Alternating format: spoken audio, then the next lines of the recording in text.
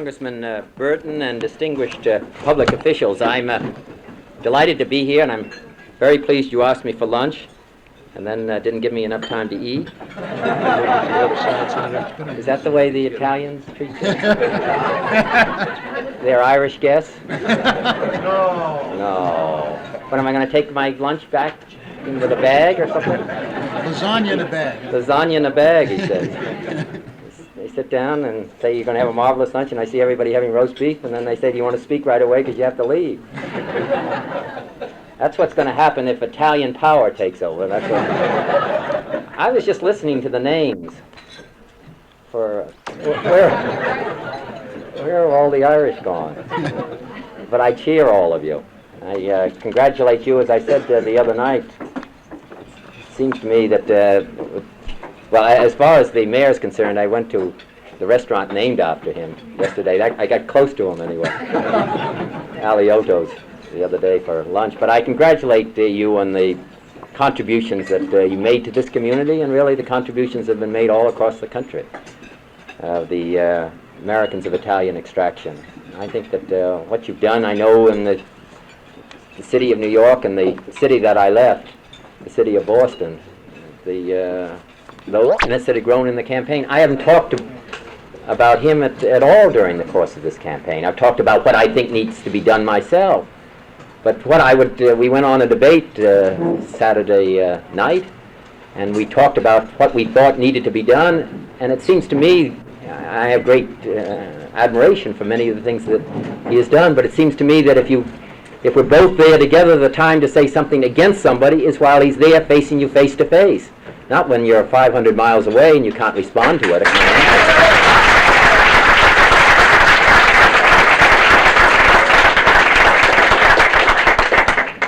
I don't think that that's asking for too much. I was there. He talked a long period of time like that he wanted to get me in a room with him.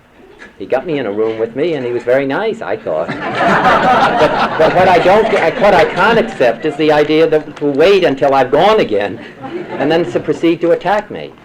When it should have been done is while I was there, and to say, this is what's wrong with your position. This is why I disagree with it.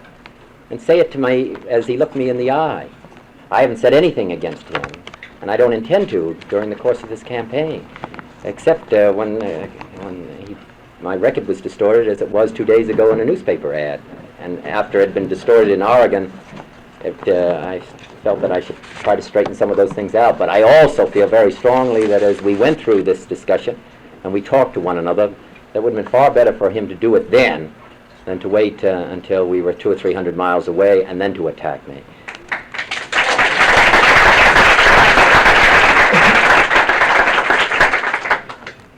But I'm cheerful and happy anyway.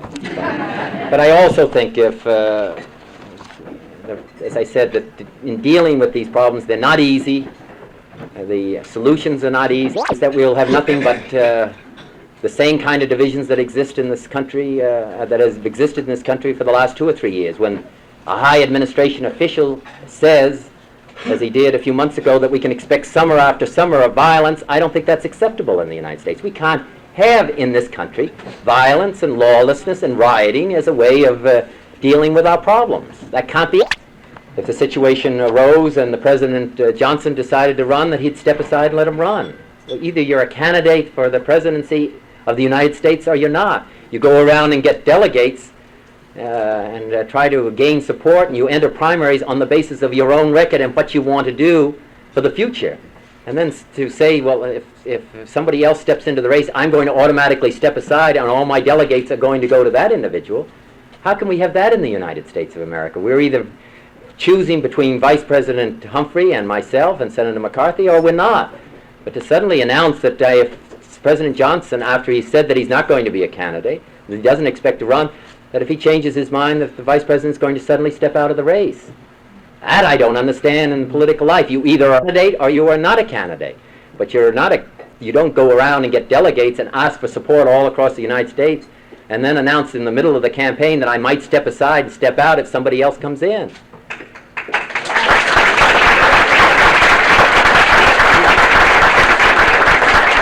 And also, I think it makes it quite clear that what we're going to have is just a if there was ever any question about it, just a continuation of the policies that we've had over the period of the last several years. Continuation of the policies of permitting the violence to go on, permitting the injustices to take place so that nobody is satisfied, continuing the divisions that exist within our country, which cannot go on, which we can't accept in the United States, whether it's the divisions between races, or divisions between age groups, or divisions on the war in Vietnam, continuing the same policy in Vietnam. If you think back 6 months ago, we were talking about whether we were going to extend the bombing around Hanoi. Now all the paper talks about is how much of Saigon we're going to bomb and how many people we're going to kill in Saigon. We wouldn't bomb certain areas of Hanoi because we were fearful of killing so many civilians. The fact is that our bombing in Saigon has killed many more civilians than we ever considered killing in Hanoi. That is how the war has changed. And in the last analysis, as I said in 1965, we can help them, and I'm willing to help them. I'm against unilaterally withdrawing from South Vietnam. We can assist them, we can aid them, we can help them. But in the last analysis, this is the war and the conflict of the South Vietnamese. They have to have the will and the courage to win it themselves. We can go in and help them, but they have to carry the major burden of that conflict, not American soldiers.